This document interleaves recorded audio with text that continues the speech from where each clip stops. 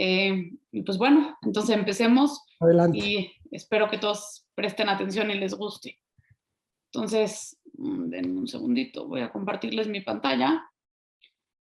Bueno, pues primero que nada, como platicaba y comentaba el doctor, pues cuando se acercaron a mí a preguntarme si quería dar una clase de síndrome post-COVID, pues como que realmente es un tema que he visto mucho, es un tema que he manejado mucho y que lamentablemente pues todavía no tenemos tanta información a pesar de que ya no es un tema tan relativamente nuevo, ¿no? Y el otro dilema al que me enfrentaron es, ¿qué más nos dejó? Y me puse a pensar y dije, pues es una buena pregunta y ya engloba muchas más partes que ya no son médicas, ¿no? Ya no es en sí una patología únicamente de la que estamos hablando, sino otros contextos y otras cosas que pues nos enfrentamos y lamentablemente nos ha dejado, o afortunadamente en algunos pocos casos, nos ha dejado el COVID, ¿no? Entonces, pues bueno, vamos a platicar un poco de esto. Eh, es un poco difícil definir el síndrome post-COVID. Ahorita vamos a hablar de algunas definiciones que han propuesto diferentes instituciones internacionales, pero bueno, en general se considera que es una secuela o un COVID que deja algunos síntomas por más de cierto tiempo, que ahorita vamos a hablar particularmente de tiempos.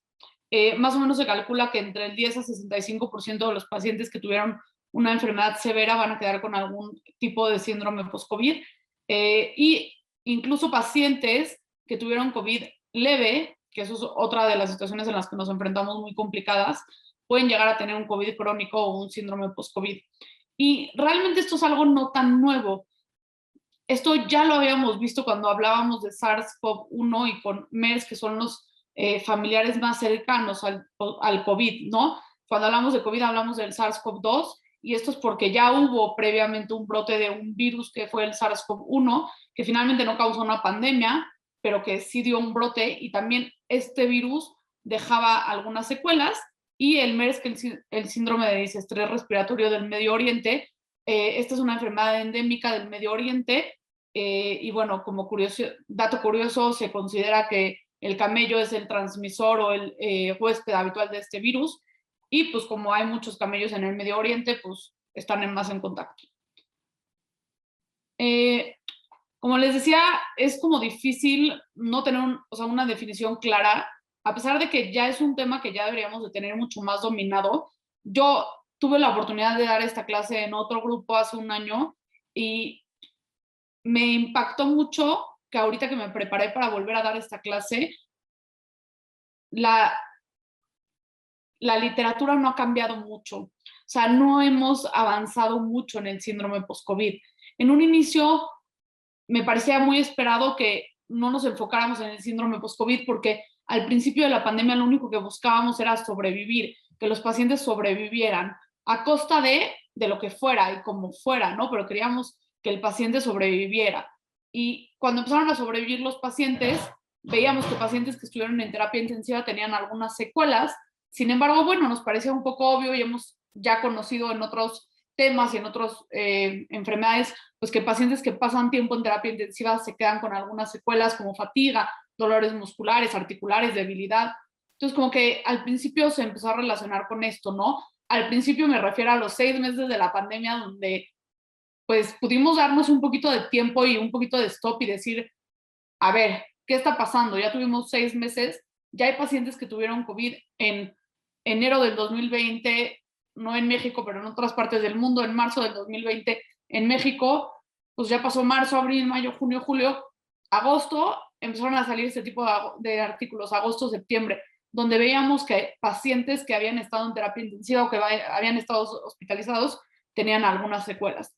Entonces, me impactó que las definiciones realmente todavía no tenemos una definición concreta o todavía no se ha estandarizado una definición, lo cual me parece algo muy importante de mencionar y algo que me impresiona mucho que no se haya logrado ya en 2 años y medio de pandemia, ¿no? Pero bueno, NICE nos dice que pacientes que tienen COVID agudo son pacientes que tienen un día hasta 3 semanas de síntomas o 4 semanas de síntomas.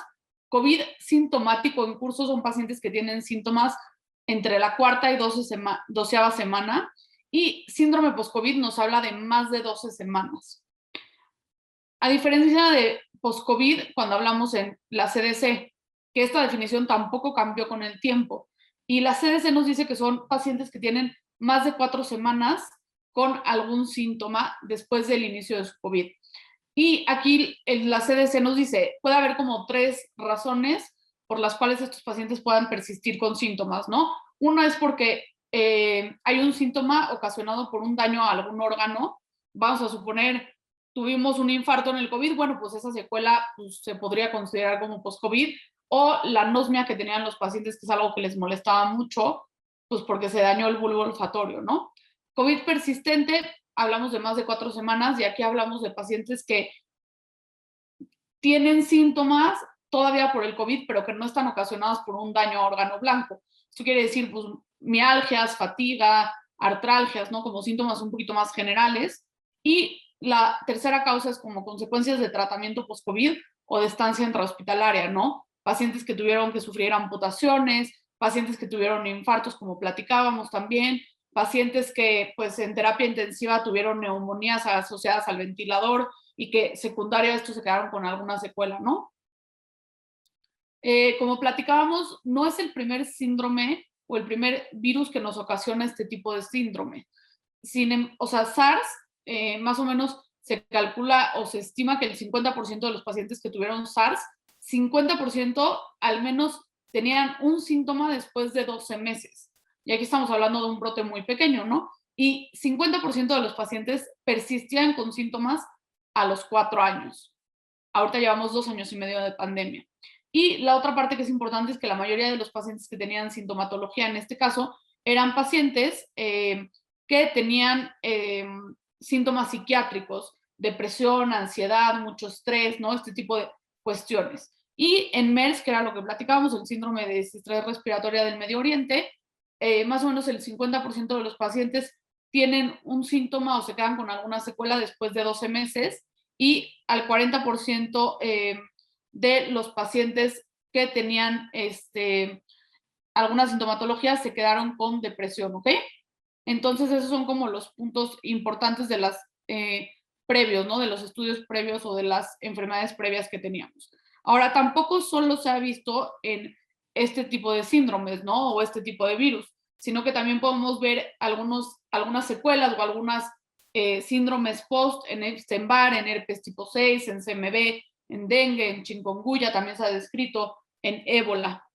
Ahora, ¿cuáles son los problemas? Y ya los hemos como un poquito platicado. O sea, primero no tenemos una definición concreta, y eso hace que nuestra literatura sea muy difícil de concretar o de consolidar un compendio real de saber qué es lo que está pasando, ¿no? Porque si yo busco en la literatura post-COVID, me sale muy diferente si busco post-COVID a COVID prolongado, long COVID, COVID persistente, y finalmente todos estos son como espectros de la misma enfermedad, ¿no? Y algunos cambian en terminología muy pequeña y algunos cambian en días. Entonces, como yo poder decir, perfecto, de tantos pacientes que tuvieron COVID, tantos han tenido fatiga después de tanto tiempo y tantos han tenido anosmia después de tanto tiempo, pues es un poco complicado porque no hay una definición tan contundente en la literatura.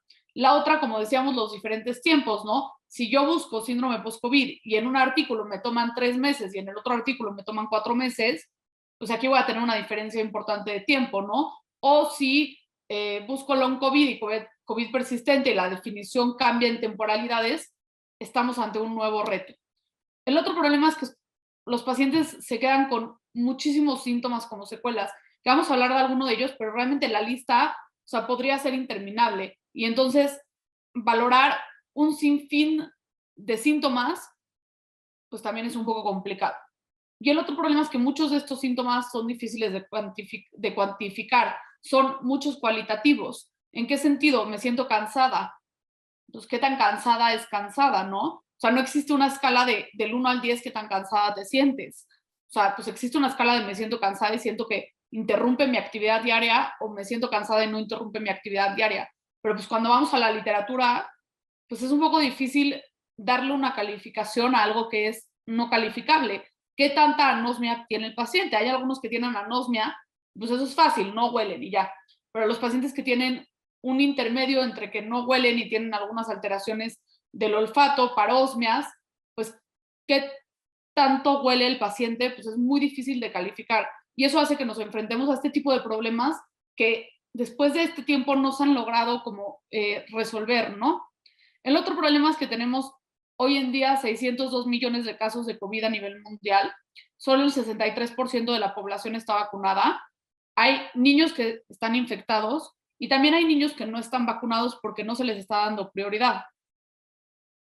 La otra parte es que, a pesar de que ha habido alguna evidencia científica y si hay más artículos, no existe un tratamiento ideal para tratar un síndrome post-COVID. O sea, no hay un tratamiento estandarizado que yo les pueda decir, perfecto, tienen un paciente con síndrome post-COVID, lo van a diagnosticar así y este va a ser el tratamiento. Este medicamento va a curar todos sus males.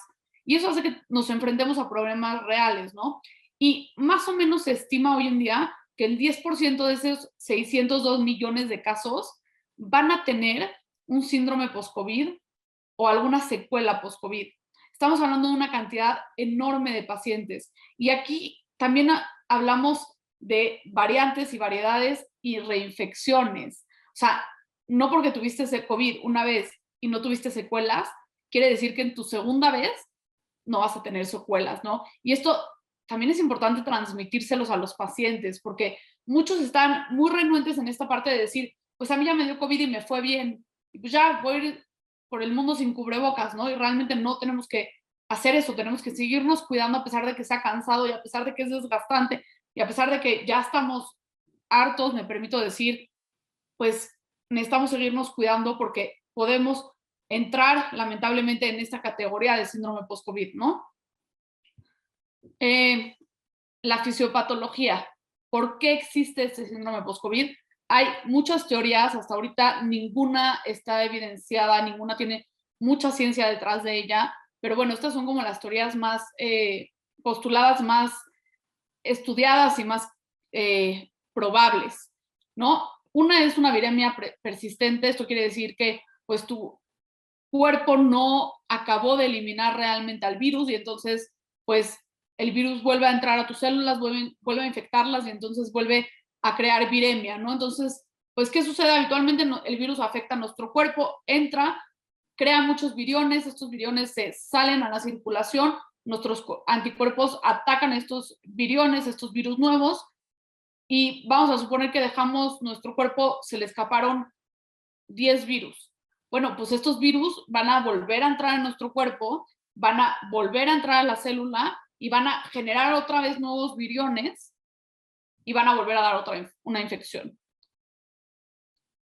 Aquí algunas teorías o algunas literaturas nos dicen que como persistimos con PCRs positivas, podría ser una respuesta correcta. Sin embargo, hay que tener cuidado porque recordemos que la PCR no nos habla de viabilidad del virus, solo nos está hablando de que hay material genético ahí. No nos dice si el virus está vivo o muerto, no nos dice si el virus realmente está infectando al paciente o solo está ahí ya quiescente esperando a que lo eliminen, ¿no? Y solo son partículas que están ahí pues en la mucosa nasal, ¿no? Y la otra parte es que algunos pacientes que tienen síndrome post-COVID se les han hecho pruebas de PCR después de un tiempo y han salido negativos. Entonces, como que queda un poco en duda esta fisiopatología, ¿no? Esta teoría. La otra parte es reinfecciones. Aquí hablamos de sitios santuarios o de reservorios, que esto es algo que más nuevo un poco, ¿no? Y hablamos de pacientes que sí eliminaron al virus 100%, pero el virus se quedó como quiescente en algunos órganos, en órganos santuarios y en algunos reservorios, sobre todo el intestino y el hígado. Y entonces, cuando hubo bajas de defensas, cuando hubo algún otro desencadenante de este virus, volvió a reactivarse y volvió a crear una respuesta.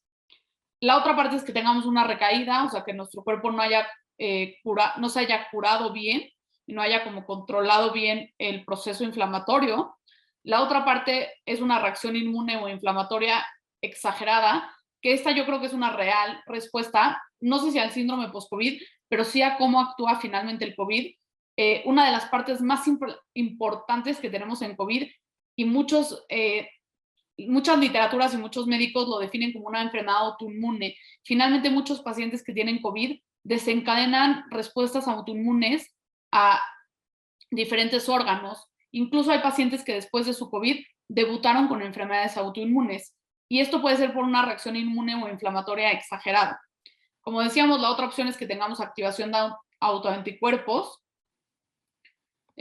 pues por una liberación de citocinas muy elevada, que esto es a lo que al principio le conocíamos como tormenta de citocinas. Sí sabemos que en el COVID hay una respuesta o una liberación de citocinas muy importantes, pero bueno, aquí nos dicen que igual persisten estas citocinas elevadas en el cuerpo a pesar de que ya eliminamos al virus. Aquí hay algunos estudios que han seguido estas interleucinas y que han visto que no hay elevaciones significativas en algunos pacientes y en algunos otros pacientes sí. Es como que también está un poco en debate. Daño y disfunción endotelial, esto es algo que sí es real. Se ha visto que el COVID puede dejar secuelas endoteliales, sobre todo hay un gran grupo de pacientes que han tenido después del COVID un síndrome de POTS, que es ortostatismo postural con taquicardia, y se cree que esto es por una disfunción endotelial. Otra nueva teoría es la alteración de la microbiota. Recordemos que hoy en día la microbiota es como la regulación de nuestro cuerpo a través de nuestras bacterias o nuestras microbiotas, que habitualmente vivimos en simbiosis con ellas. Y bueno, justo esto viene también un poco ligado al intestino, ¿no? Finalmente, nuestra microbiota predomina en el intestino y pues si tenemos alteración de la microbiota, eso podría favorecer a que el virus persista más tiempo en nuestro cuerpo. Microangiopatías, ¿no? Pues igual hablando un poquito de los vasos sanguíneos. Trombosis, que sí sabemos que es una enfermedad trombótica también. Y otra teoría es que sea un proceso neuroinflamatorio, que nuestras neuronas, algunas neuronas se inflamen y que esto finalmente genere que tengamos fatiga, que tengamos cansancio, que tengamos alteraciones neurológicas. Aquí llama un poco la atención que a pesar de que ha habido ya mucha literatura y ya ha habido un tiempo significativo entre que empezó el COVID y hoy, realmente no hay estudios o no hay evidencia de que el COVID infecte en sí al cerebro. O sea, no hay encefalitis, no hay meningitis por SARS-CoV-2, ¿no? Es como que llamaría la atención como que no haya una infección característica, pero que sí tengamos un proceso inflamatorio en el cerebro. Este es un artículo más nuevo que encontré, entonces aquí lo que nos dice es como cómo vamos a diagnosticar el hongo COVID o el COVID o el post-COVID o el COVID persistente. Aquí nos dice que hay pacientes que tienen factores de riesgo como que tengan 5 síntomas iniciales en la enfermedad, que tengan una enfermedad severa, que sean mujeres, que tengan un aumento de los niveles del dímero D de la proteína C reactiva y una cuenta de linfocitos disminuida. Otras condiciones pueden ser que tengan como comorbilidades asociadas, que tengan una enfermedad psiquiátrica previa, que sean mayores de 70 años o de 65 años, dependiendo la literatura, que tengan aumento de los niveles de interleucina, de procalcitonina, de troponinas, de urea y de neutrófilos, ¿no? Entonces ya nos dicen, bueno, esto podría ser como, estos pacientes podrían tener síndrome post-COVID o COVID prolongado, y nos dice como las opciones, ¿no? O sea, ¿cuál podría ser la fisiopatología? O sea, un daño en el tejido, puede ser, si tenemos un daño cardíaco, puede haber palpitaciones, puede haber dolor precordial, puede haber taquicardia, ortostatismo, como lo platicamos. Si tenemos daño pulmonar, puede haber disnea y tos. Si tenemos daño neurológico, podemos tener alteraciones cognitivas, dolor de cabeza, depresión, ansiedad, insomnio. O sea, vean todas las alteraciones que podemos tener. Está de verdad muy impactante, ¿no? Y nos dicen que por otra parte, si tenemos una inflamación no resuelta, podríamos tener una respuesta viral persistente, que ya la habíamos platicado. Podemos tener linfopenia, que esto lleva a la respuesta viral persistente. Podemos tener inflamación crónica, lo que podría llegar a darnos mialgia, fatiga y dolores en las articulaciones. Alteración o disbiosis en la microbiota. Aquí podemos tener síntomas gastrointestinales o neurológicos. Y pues finalmente la autoinmunidad, ¿no? Que podríamos tener fatiga, dolor en las articulaciones, dolor de cabeza, alteraciones cognitivas y ortostatismo, ¿no?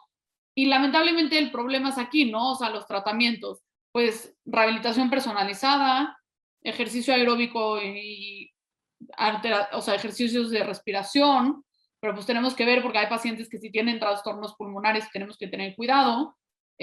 Farmacéuticamente, pues realmente tampoco hay como que un tratamiento en particular, te dice aquí como pues, inmunomoduladores en algunos que tengan como respuesta inmune aumentada, analgésicos, antidepresivos, ivabradina para el síndrome postural de taquicardia, antihistamínicos si tenemos mucha congestión nasal.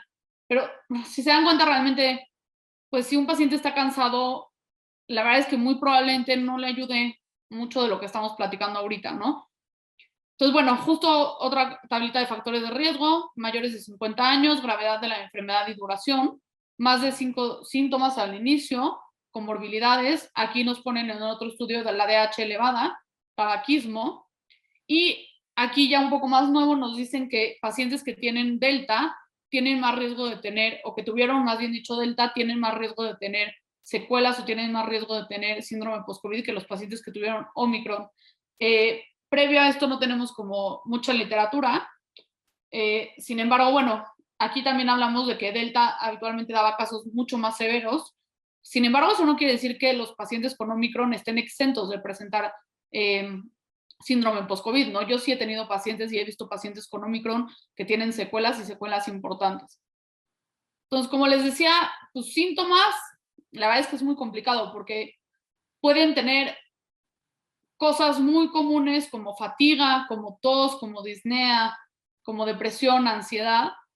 Y he visto pacientes que tienen dolores musculares como si hubieran hecho ejercicio, he visto pacientes que tienen debilidad muscular, he visto que tienen pacientes que tienen disfagia, ¿no? O sea, realmente la cantidad de síntomas que puede dar o la cantidad de secuelas que puede dejar un síndrome post-COVID, de verdad son muchísimas, ¿no? Entonces, bueno, tos es una de las más frecuentes, como fatiga y como disnea.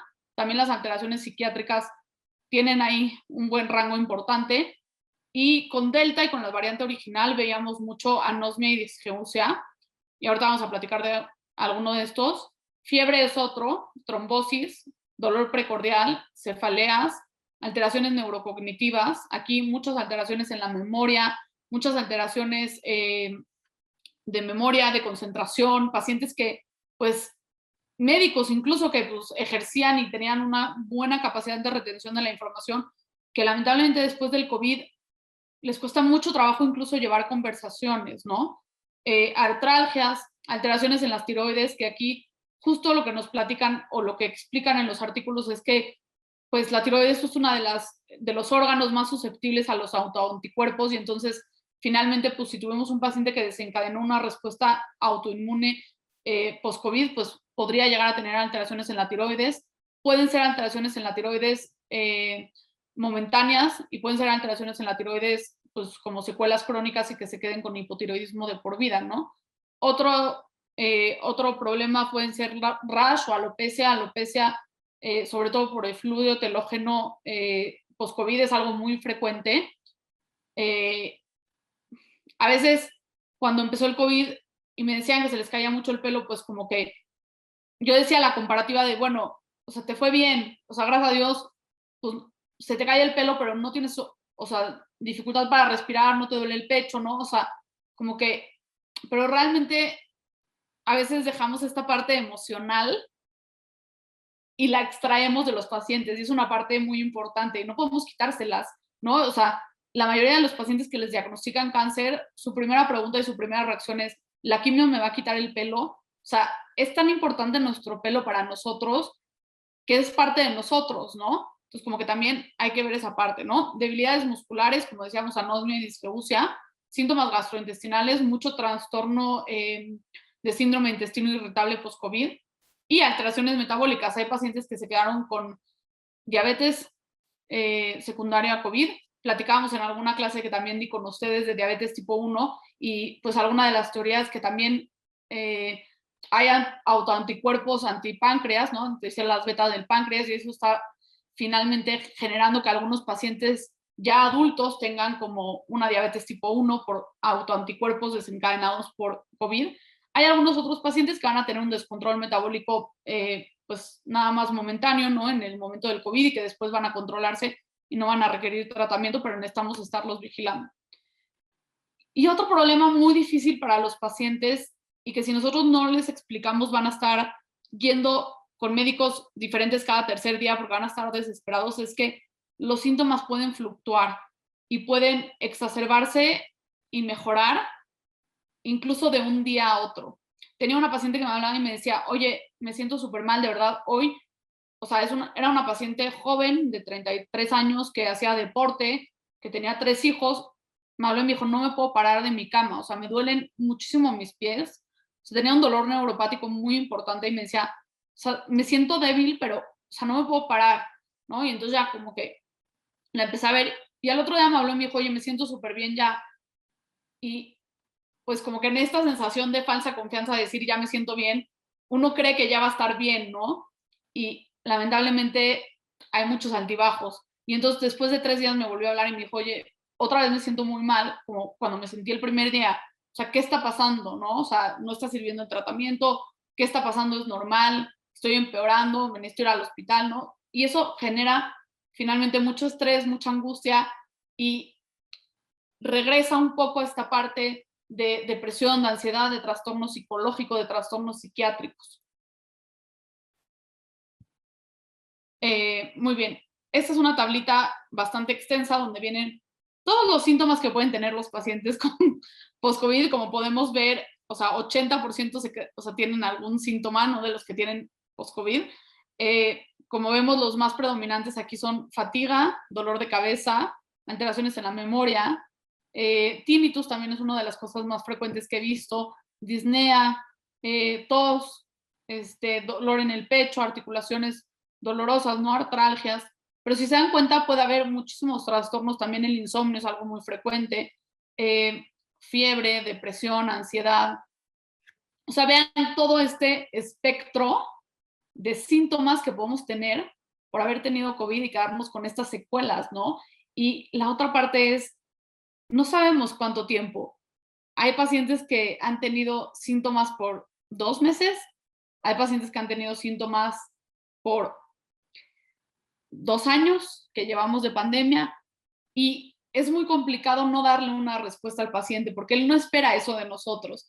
Él no espera que le digamos, pues no sé cuándo se te va a quitar la fatiga, ¿no? Él espera que le digamos, en 3 semanas tienes que estar perfecto y si no, vamos a hacer esto. Y pues cuando no le das esa respuesta, porque tú no la tienes y porque nadie la tiene, pues como que es complicado manejar el caso. Uno de los síntomas, como decíamos, más comunes es la fatiga. Y la verdad es que es uno de los síntomas que para mi modo de ver es el más difícil de tratar porque realmente no tenemos un tratamiento para que los pacientes tengan energía. O sea, algunos médicos han dejado vitaminas.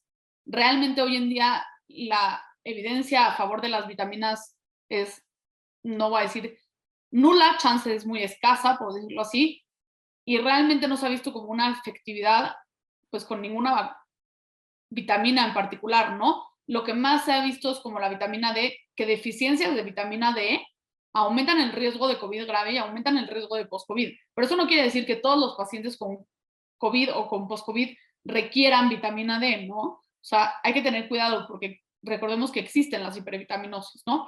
Entonces, aquí recomendaciones, bueno, pues empezar a hacer ejercicio de manera paulatina. Algo que cambia mucho es la capacidad funcional de los pacientes. He tenido pacientes que corren maratones y después del COVID y les dio un COVID leve, no pueden subir una escalera, ¿no? O sea, un tramo de escalera. Y pues finalmente es muy frustrante para ellos porque se prepararon muchos años para poder correr el maratón y ahora solo porque les dio COVID necesitan volver a entrenar como si nunca hubieran hecho ejercicio, ¿no? Pero eso es algo progresivo y que tenemos que ir mejorando de manera paulatina. Y esa es la otra parte también difícil, que cuando les da un COVID leve, los pacientes son muy renuentes a creer que pueden tener post-COVID. Si estuvieron hospitalizados, si estuvieron en terapia intensiva y salen cansados, pues es muy obvio decir, bueno, estuve en el hospital, casi me muero, estuve intubado, pues sí, chance desesperado que me sienta cansado. Pero si me dio COVID, tuve una gripa, ¿no? Y porque no es una gripa, ya estamos viendo todo lo que puede dejar.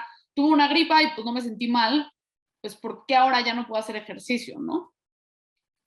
La tos y la disnea es muy importante siempre cuando veamos pacientes valorar de manera integral cosas que tengamos que descartar. O sea, aquí tipo en fatiga, ¿qué tenemos que descartar? Bueno, tenemos que descartar que este paciente tenga un trastorno tiroideo, ¿no? O que tenga anemia, o que haya tenido un infarto durante su COVID y que eso sea lo que le está dando fatiga, ¿no? Si no encontramos nada de eso, entonces ya proseguir, ¿no? tos y disnea, bueno, descartar que tengan neumonía todavía, descartar que tengan una sobreinfección y mucha rehabilitación pulmonar. Realmente creo que algo que no hemos hecho como médicos y que hemos dejado atrás también como sociedad, y ahorita platicamos un poquito de eso, es esta parte de la rehabilitación o de las cosas que no son tan sencillas, ¿no? O sea, los pacientes quieren mejorar su sistema inmune y quieren que les des una pastilla que les va a ayudar a su sistema inmune, pero no quieren hacer ejercicio y no quieren tener una buena alimentación para mejorar su sistema inmune, ¿no? La rehabilitación pulmonar es un poco así. Los pacientes, hasta que no los llevas mucho a que hagan rehabilitación pulmonar y con cuidado, porque si tienen, vamos a decir, si tienen un broncoespasmo, pues bueno, la mejor opción no es que hagan rehabilitación pulmonar. Si están saturando a 60, bueno, pues por favor primero pónganle un oxígeno, ¿no? Pero finalmente como que esta parte de rehabilitar poco a poco el pulmón es un poco la misma parte de rehabilitar poco a poco el cuerpo. Como decíamos, alteraciones psiquiátricas abundan: depresión, ansiedad, insomnio, trastorno de estrés postraumático, soledad, mucho estrés. Yo les digo que la pandemia, todos en la pandemia, hayamos tenido COVID o no, o sea, la pandemia nos cambió y la pandemia alteró nuestra psique y alteró nuestro estado emocional, porque hubo pacientes o personas, la mayoría, que estuvieron encerrados en sus casas sin salir. Chance a nosotros como médicos, pues sí nos tocó salir, pero íbamos al hospital a ver morir gente, ya no poder hacer nada, ya que se despidieran por celular los pacientes, los familiares, porque pues, no había de otra, ¿no? Todo eso también impacta en nosotros. Quitando la infección por COVID, todo eso también impacta en nosotros, ¿no? Y si a eso le agregamos una enfermedad que por sí sola puede alterar la parte psiquiátrica y pues estamos hablando de un grupo de pacientes que probablemente tengan secuelas psiquiátricas pues por largo tiempo, ¿no? Lamentablemente.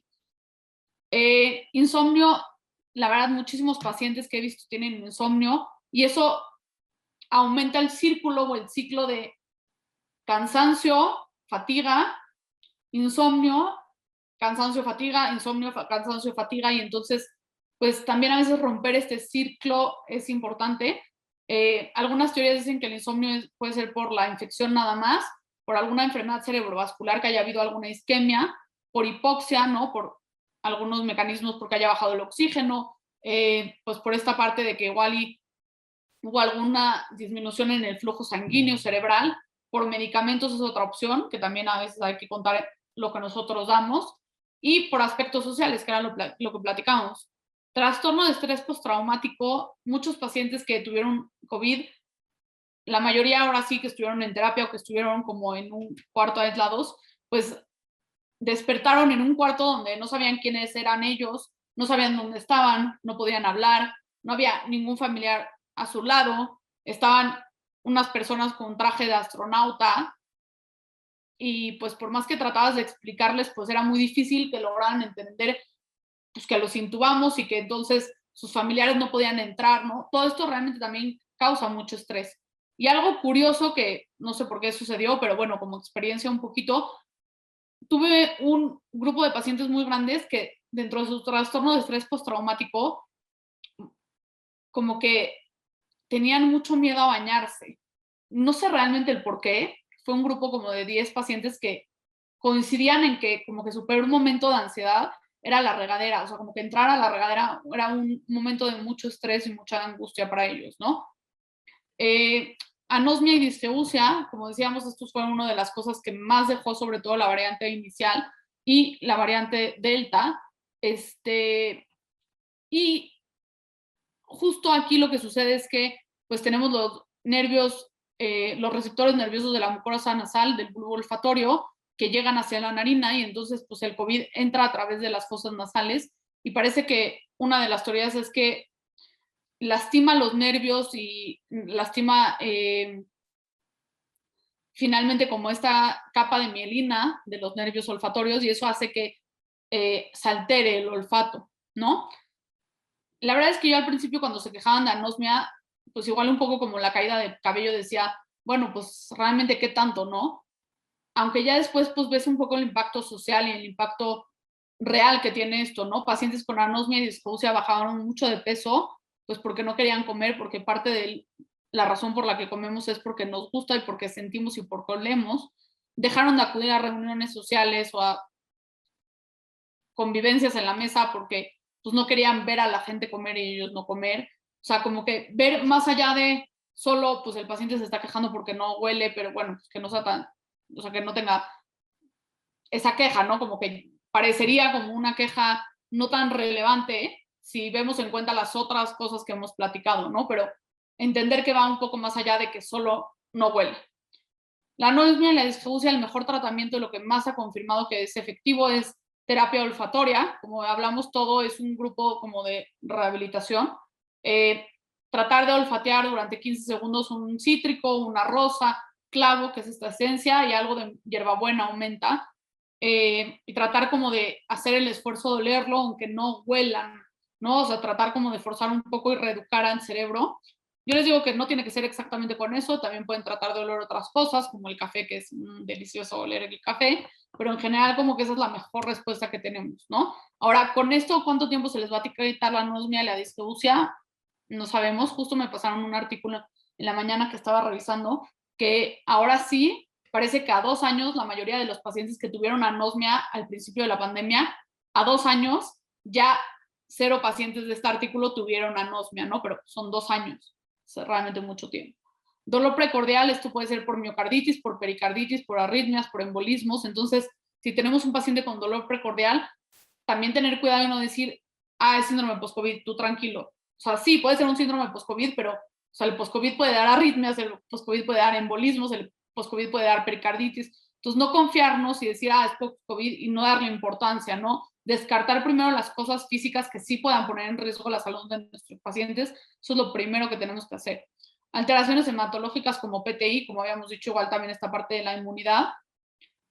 Como decíamos, enfermedades autoinmunes, algunos pacientes debutaron con enfermedades autoinmunes después del COVID, síndrome antifosfolípidos, lupus, la que a ustedes se les ocurra, enfermedad celíaca, porque finalmente nuestro cuerpo aceleró a nuestros anticuerpos y los despertó.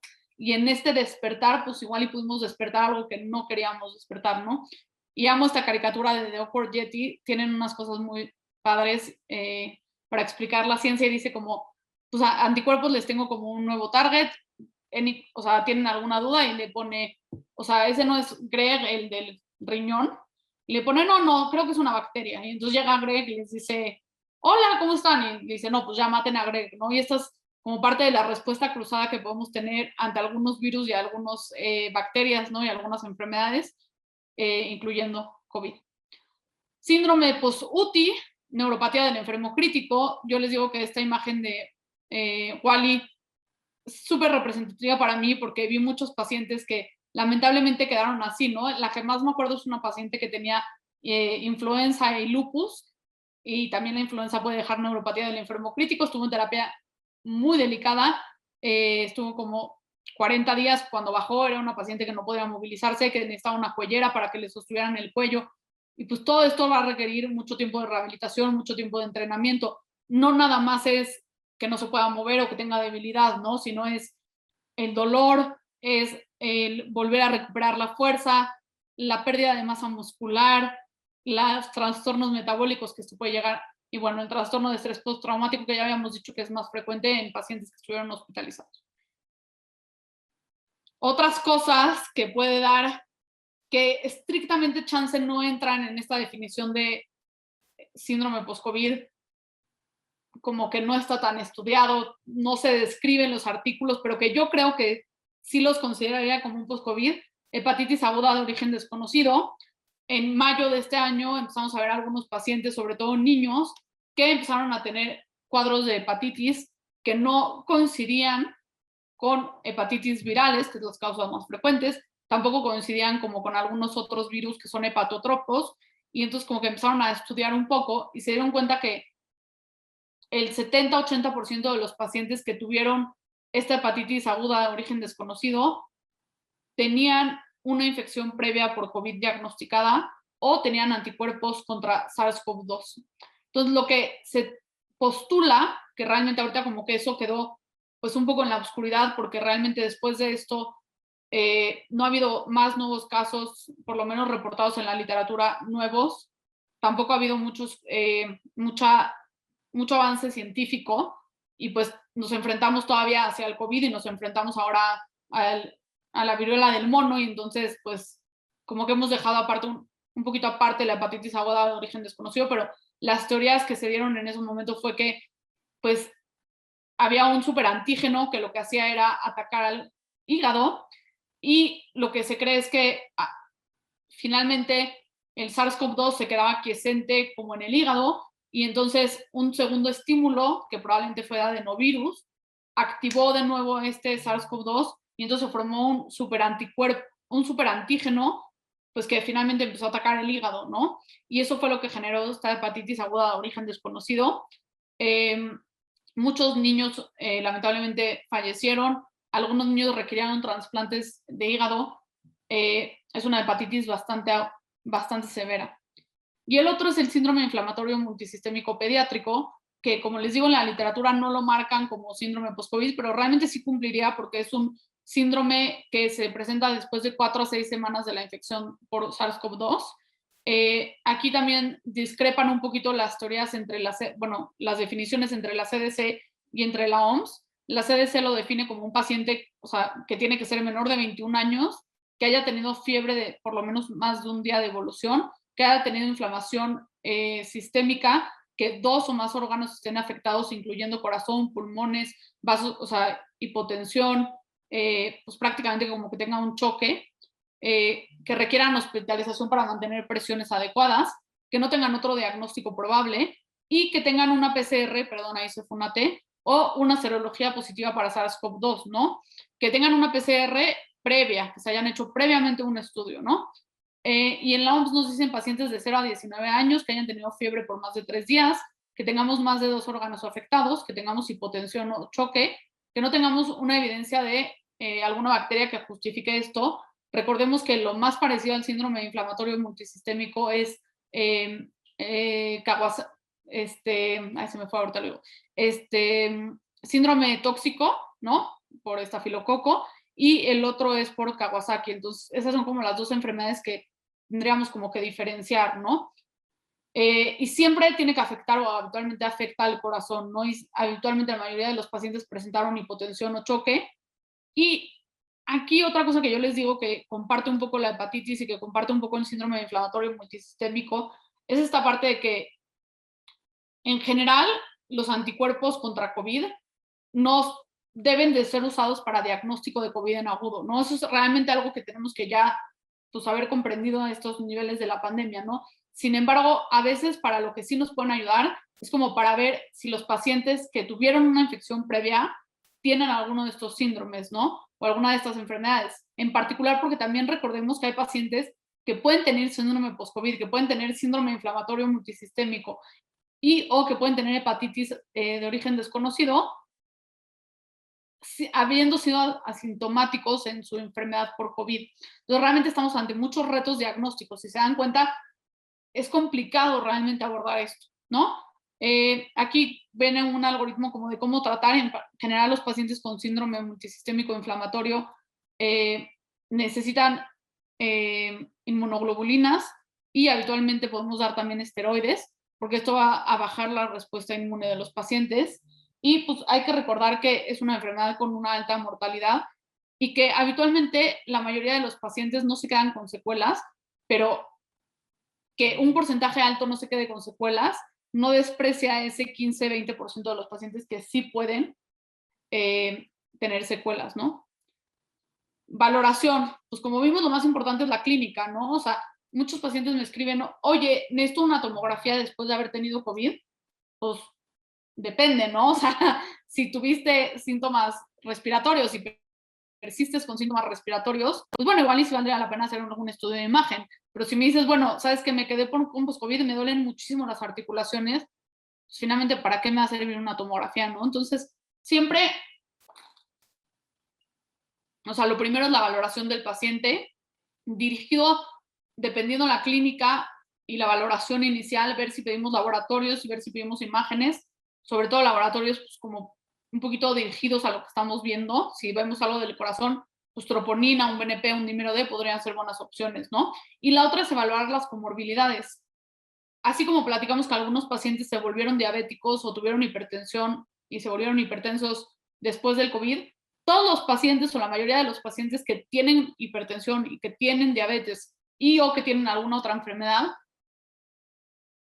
tienen el potencial de descontrolarse, tienen el potencial de que su glucosa se eleve, de que su presión se eleve, y nosotros tenemos que ser juiciosos y tenemos que ser cuidadosos cuando tratamos este tipo de pacientes, porque de poco sirve que el COVID esté bien si nuestra glucosa está en 600, ¿no? He visto muchos pacientes que los vieron algunos otros médicos y entonces son diabéticos y les dieron esteroide porque estaban desaturando, no estoy en contra del esteroide, pero no les explicaron que su glucosa se podría descontrolar y entonces me hablan o me buscan porque su glucosa está en 600 y pues nadie les dijo que eso podía ser efecto del esteroide y que podía ser efecto también del COVID, ¿no? Y no se trata de que no usemos el esteroide, ¿no? Se trata de que lo usemos bien o de que lo compensemos de alguna manera si es que lo necesitamos compensar con estas comorbilidades. Esta es una propuesta que se hizo de algunas como mediciones de síntomas, sobre todo como decíamos, de la capacidad funcional y como de esta fatiga. Entonces te dice como, ¿puedes vivir como sin asistencia de alguna otra persona? O sea, ¿puedes ser independiente en tu rutina diaria? Sí, está bien. Bueno, hay algunas actividades como en casa que necesites como ayuda y que ya no puedas hacer tú solo. Pues no, todo lo puedo hacer solo. Oye, ¿vives como con depresión, con ansiedad? ¿Tienes como algún síntoma? No, perfecto, entonces no te quedaste con limitaciones funcionales. Oye, sí, ahora pues necesitas como reducir tus actividades o necesitas como quitarle tiempo a tus actividades diarias porque no toleras, sí. Ok, entonces tienes grado 1, ¿no? Grado 2, bueno, un poquito de limitaciones. Aquí, pues, si de verdad hay cosas que ya no puedes hacer como en general en tu casa o en trabajo solo, pues tienes una disfunción moderada, ¿no? Y ya si necesitas ayuda para hacer tu rutina diaria, pues tienes una limitación funcional importante. Vean lo que estamos hablando, ¿no? O sea, el grado 1 quiere decir que necesitas reducir tus actividades diarias para poder sobrevivir, ¿no? Y entonces aquí tenemos pacientes que nos dicen, oye, es que regresé a trabajar, pero de verdad no rindo, o sea, de verdad no rindo las 8 horas que tengo que trabajar, ¿no? O, ¿sabes qué? Hay escaleras en mi trabajo y cuando subo la escalera, o sea, llego y de verdad estoy muy agitada, me falta mucho el aire. Y viene esta parte que vuelve un poco a lo mismo de esta parte como social, de esta parte económica, de esta parte de trabajo laboral, ¿no? ¿Cuántos pacientes no tenemos que se quedaron en grado 4 y ahora ya no pueden trabajar y entonces ahora, pues, cómo se sustentan, ¿no? Y no tienen que ser pacientes grandes. O sea, yo tengo un paciente que justo me habló el otro día de 30 años, que tuvo un COVID muy severo, que estuvo hospitalizado, que me habló y me dijo, doctora, la verdad es que estoy muy angustiada, quería ver si usted tiene algún trabajo para mí, porque perdí mi trabajo, llevo un año sin trabajar, porque tenía mucha disnea, porque tenía mucha dificultad para respirar, porque tenía mucho cansancio y ahora que pues ya necesito empezar a trabajar, pues me cuesta mucho trabajo también hacer mis cosas y ahora pues perdí mi sustento que tenía, ¿no? Previamente. Eh, Aquí podemos ver secuelas de COVID en el pulmón. Cuando vemos un COVID agudo, vemos estas zonas de vidrio despulido y en el pulmón podemos tener secuelas como fibrosis. Este es un pulmón con fibrosis. Lamentablemente, no hay como un tratamiento tampoco tan específico para la fibrosis. Alguien me preguntaba del fibroquel, que es como un colágeno. Realmente hay algunos artículos que lo mencionan, hay otros artículos que no, la verdad es que es todavía muy empírico y como que volvemos a lo mismo. Yo esperaría que para este entonces ya tuviéramos una respuesta un poco más contundente en la literatura, pero no la hay. Como siempre, la prevención es lo primero y entonces, pues, ¿qué tenemos que hacer para prevenirlo? Pues evitar la infección, que es lo que hemos tratado de estar haciendo con poco éxito durante estos 2 años y medio, y la vacunación, ¿no? Promover mucho la vacunación, promover que los niños estén vacunados. Recordemos que los niños pueden tener post-COVID, los niños pueden tener COVID y necesitan su vacuna para protegerse. Otra cosa importante aquí es que la vacunación ha demostrado una menor prevalencia de síndrome post-COVID en pacientes que están completamente vacunados. Pues tratamiento en general, como decíamos, sintomático, pues optimizar manejo de las enfermedades crónicas, pues empatía con los pacientes, explicarles mucho. Creo que parte muy importante de que el paciente entienda qué es lo que está pasando es explicarles y ser empático con ellos y no decirles, pues, ¿sabes qué? Necesito que vayas a trabajar y pues ve tus 12 horas y no te va a dar, o sea, no, y como que no, ni modo, necesitas regresar, sino pues como tratar de buscar la manera de ayudarlos, ¿no? De, oye, ¿sabes qué? Pues si tu trabajo es muy lejos, igual y pide que te den home office, ¿no? O si tu trabajo es de campo, pues igual y pide que te den home office o buscar la manera de como explicarles y tratar de ser empáticos con ellos, ¿no? Eh, Antibióticos, pues si vemos que hay una infección sobreagregada, ¿no? Hay algunos pacientes que después del COVID han tenido cuadros bacterianos, no es lo más frecuente, pero existe, ¿no? Si necesitan antibióticos, dárselos, pero no les van a ayudar en el síndrome post-COVID en sí, ¿no? Si tienen una infección sobreagregada.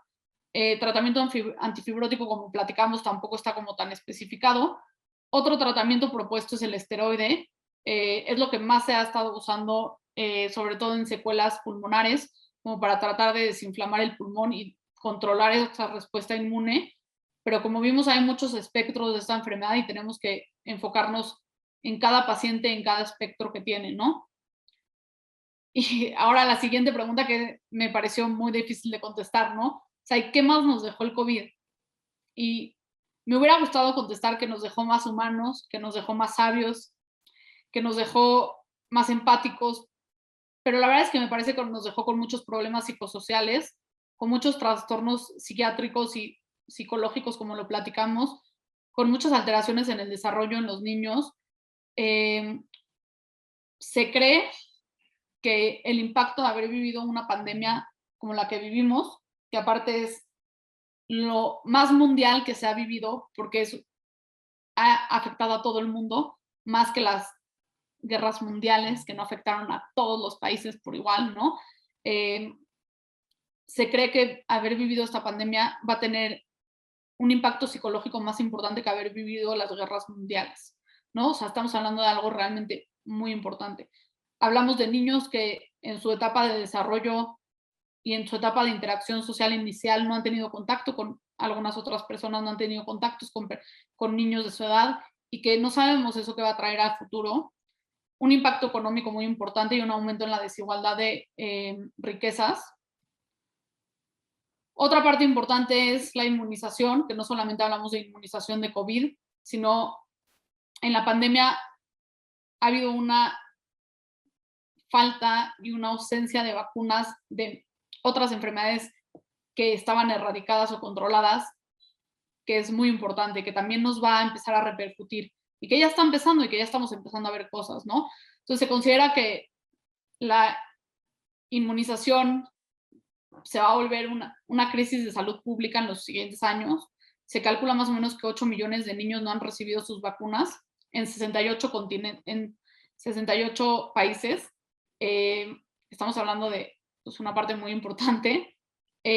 Razones, pues pacientes que tienen miedo, que tenían miedo de ir a los hospitales, que tenían miedo de ir a las clínicas, pues había países donde se instauraron distancias sociales muy importantes y entonces pues no podían salir de sus casas, falta de vacunas, ¿no? Finalmente todas las farmacéuticas empezaron a producir y a buscar la manera de producir vacunas de COVID y se dejaron de producir algunas otras vacunas, incluyendo en México hemos tenido problemas en la producción y problemas en la distribución de vacuna de BCG, vacuna de hepatitis para niños, vacunas de herpes zóster. Prioridades, pues aquí hablamos de prioridad en el aspecto de decir, pues de todas partes, ¿no? De los gobiernos que voy a comprar, ¿no? Voy a comprar vacunas de COVID o voy a comprar vacunas de sarampión. Prioridades en cuanto a familiares y en cuanto a padres de familia, de decir qué tan prioritario es realmente que vaya a vacunar a mi hijo, ¿no? Si igual no va a salir o igual no está conviviendo con nadie. La dificultad para transportar las vacunas, porque si se acuerdan, en algún punto de la pandemia, pues los países, finalmente algunos países cerraron sus producciones, cerraron transportes, cerraron comunicación con otros países y eso pues finalmente hizo que también esto fuera más complicado de que llegaran las vacunas adecuadamente a otras partes, ¿no? Se calcula que sobre todo los países, bueno, difteria en Yemen, en Venezuela, en Pakistán y en Nepal, ha habido muchos problemas y ha habido mucha ausencia de la vacuna. Hay cuadros de cólera en Mozambique, en Sudán, en Yemen, en Bangladesh. La polio, que eso sí es algo un poquito más sonada, hubo suspensión de 46 campañas de vacunación en 38 países. incluyendo Nigeria, Pakistán, Etiopía y Ghana, ya se reportaron los primeros casos de poliomielitis, la cual pues, se considera una enfermedad erradicada y controlada gracias a las vacunas, y pues estamos empezando a volver a ver casos, ¿no? Lo cual pues es triste y también es un poco frustrante, porque finalmente pues nos lleva otra vez a este punto donde no nada más vamos a tener una pandemia o sea, no vamos a tener nada más que lidiar con COVID, ¿no? Sino vamos a tener que lidiar con cosas que ya habíamos aprendido y que ya deberíamos de haber conseguido no lidiar con ellas, ¿no? Sarampión, como decíamos, 37 países dejaron de vacunar a sus pacientes, 178 millones de vacunas de personas sin vacunas. También ya hemos visto casos de sarampión. En México hubo un brote muy importante en una cárcel. En Estados Unidos hubo un brote en Disney. La vacuna de influenza también se dejó de aplicar. La vacuna de BCG, les puse esto porque hubo en algún punto de la pandemia, sobre todo al inicio, que se creía que los pacientes que estábamos vacunados o que están vacunados contra BCG tienen un factor protector, aunque realmente no se evidenció contundentemente nada. Y la otra parte es que muchos pacientes se dejaron de vacunar o se han dejado de vacunar para BCG con la justificación de que la tuberculosis está erradicada, y yo quiero que ustedes que están aquí, que son médicos, que yo sí he visto tuberculosis, ¿no? Que me platiquen, me pongan ahí en el chat si han visto ustedes alguna vez tuberculosis en su profesión, ¿no? En su práctica clínica. Y pues entonces tenemos pues esta inmunidad de rebaño que hemos logrado conseguir a través de años de vacunas en riesgo. Algo que sí considero que es bueno que nos dejó la pandemia es la telemedicina. En un inicio yo era muy escéptica realmente a tratar pacientes pues por videoconsulta. Sin embargo, pues los pacientes empezaron a crecer, los pacientes empezaron a necesitar consultas de ciertas partes donde yo no podía llegar. Y pues en el momento donde requerían atención y pues realmente la única opción era verlos por videoconsulta, lo empecé a hacer, y realmente creo que es una herramienta que si la sabemos usar bien y somos cuidadosos, porque no todos los pacientes pueden tener telemedicina, pero si somos prudentes, somos cuidadosos y lo llevamos de una manera adecuada, creo que podemos lograr bastante a través de la telemedicina. Y bueno, pues finalmente les pongo esta imagen que hablaba un poco de lo que hablaba el doctor al inicio de la plática, ¿no? O sea, dice, doctor, me duele mucho el codo, y le dice el doctor, es COVID. Y dice, no, creo que necesito una segunda opinión. Y dice el otro doctor, es COVID, ¿no? Finalmente, creo que no debemos de dejar de entender que seguimos en la pandemia, que la mayoría de los casos que suenan a cuadros gripales, respiratorios, virales, probablemente lo más seguro es que sea COVID. Y tampoco ensancharnos solo con eso, ¿no? O sea, tener este cuidado de no decir todo es COVID, ¿no? Y decir, bueno, ¿sabes qué? Es COVID, es COVID, es COVID, es COVID, es COVID, es COVID, a pesar de que tenga pruebas negativas y que pues el paciente no lo hayamos revisado y no hayamos buscado descartado otras causas que puedan estarle dando estas molestias. Y creo que podemos y tenemos la obligación de hacer un poco lo mismo en post-COVID, ¿no? O sea, si llega un paciente a mi consulta y me dice, me siento muy fatigada y tuve COVID, y lleva 3 meses de que tuvo COVID, pues mi obligación sí es explicarle que puede ser COVID, pero también mi obligación me parece que es descartar que no tenga fatiga porque tiene hipotiroidismo, que no tenga fatiga porque tiene anemia, que no tenga que no tenga fatiga por alguna otra causa que podamos estar pasando de alto. Y pues bueno, creo que hay algunas preguntas en el cuestionario, pero le regreso la palabra a usted, doctor, y muchas gracias. saqueando. Doctora querida, muchísimas gracias. Reitero tu capacidad histriónica para poderte comunicar.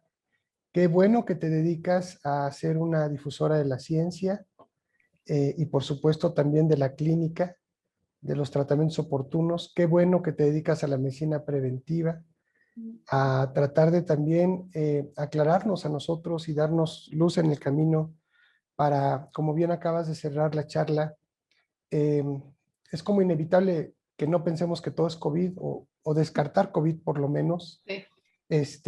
Creo que es inevitable, pero también hay que regresar un poquito a las bases y como dices, tal vez en algunos casos sí será muy obvio o que es COVID o a lo mejor ya el long COVID Se me hace tan difícil el diagnóstico con tanta información que tenemos que descartar. Pero al final, lo acabas de decir, la clínica vuelve a ser la base elemental de la medicina.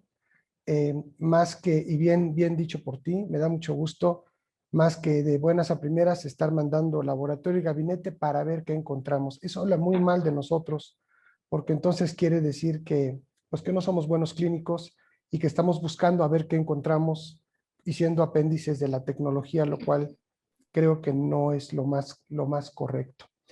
Yo, además de agradecerte y entrando a la charla, me gustaría la posibilidad de, si me lo permites, de abonar algunos conceptos, Claro, dándote el antecedente que, bueno, yo como doctor en farmacología clínica tengo la posibilidad de hacer más de 800 estudios en diferentes fármacos y eso me ha dado la posibilidad de tener un panorama mucho más amplio dentro de la terapéutica médica. Normalmente los tratamientos en nuestra medicina occidental especialmente, y tengo que dividirlo así, están fundamentados en la fisiopatología de la enfermedad y la forma en que nosotros evaluamos si un fármaco sirve o no es obviamente en la sintomatología que es manifiesta de esa fisiopatología y en los estudios de laboratorio, en este caso, ver si tienen algún impacto. Desafortunadamente, nuestros fármacos, nuestra medicina alopática, cualquiera que ha hecho investigación sabe que con que nos dé resultado entre un 30 o 40% de efectividad de ese medicamento, es autorizado para lanzarse al mercado. ¿Qué quiere decir esto? Pues todo lo que nosotros nos encontramos con fallas terapéuticas y con estas guías que tú conoces, como las de hipertensión, en donde creo que ya van en el cuarto fármaco, si no funciona el primero, el segundo, y si no el tercero, y si no el cuarto, dices, no, esto ya se parece también a las vacunas, ¿no? La primera vacuna dijeron que con eso se arreglaba el asunto y después dijeron que no, que un refuerzo y después otro refuerzo y después otro refuerzo y dices, bueno, ya esto y me vamos a suena tener como... que reforzarnos y otra Vamos a vez. tener que seguir reforzando, porque además no puede uno demeritar ni los fármacos ni las Sí. vacunas. O sea, no te puedes ir al otro extremo de decir, oiga, doctor, ni tengo dinero para pagar 4 fármacos, pero a mí se me hace que usted ya está jugando conmigo. Y uno no, como dices, no está para decirle, es que eso es lo que marcan las guías internacionales para el manejo de la hipertensión. Es decir, a mí me vale, doctor, yo lo que quiero es que me controle la hipertensión, que no me haga gastar tanto dinero y que no me esté dando una polifarmacia aquí, porque no es correcto. Entonces tienen que como centrarse. ¿Qué es lo que sucede especialmente con el long COVID dentro de todo lo que acabas de mencionar? Tocaste un punto que es muy importante.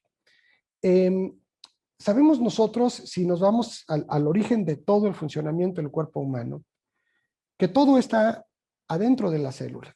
Y mis colegas y tú dirán, bueno, pues sí, sí sabemos eso, pero es obvio, no es tan obvio. No es tan obvio porque a veces no le estamos dando el valor a que este virus, primero, a nivel de membrana, actúa a nivel de estos receptores maravillosos de la ECA tipo 2. Ahí los spikes es por donde logra el virus entonces entrar a la célula. Punto número 2, y bueno, esos receptores de enzima conversora de angiotensina, pues la mayor cantidad se encuentran, curiosamente, están en todo el cuerpo, en los pulmones, en el sistema digestivo, en el riñón y en el cerebro. Curiosamente, ahí es donde están y curiosamente ahí es donde tú nos explicas brillantemente pues toda la bola de sintomatología que se da. Pero regreso a la célula. Una vez que penetra dentro de la célula, nosotros hoy día como médicos, especialmente los clínicos, poco nos permitimos el poder entrar a profundidad en lo que sucede dentro de la célula. Y deberíamos hacerlo, porque si el virus finalmente es un virus que se replica dentro de la célula, especialmente en el citoplasma de la célula, pero que tiene un impacto profundo en la expresión genética y que sabemos nosotros que hoy día la mitocondria como un órgano independiente de la célula, en donde lanza las señales al núcleo a través de proteínas en el citoplasma y viceversa, para generar toda la expresión genética de la célula, bueno, algo tendríamos nosotros que saber. ¿Qué pasa en ese citoplasma? ¿Qué pasa con el virus ahí? Y cómo genera una descomposición total en una célula. Pero hay que recordar que el organismo, de manera homeostática, los 60 billones de células que tenemos, cuando una se equivoca, todas las demás saben qué tienen que hacer. Imaginemos entonces que billones de esas células se ven infectadas en el COVID y entonces pues todas las demás obviamente se descomponen. Pero hay un punto todavía más a fondo, que es la mitocondria. En la mitocondria es donde se genera la energía de la célula y por lo tanto la energía del cuerpo.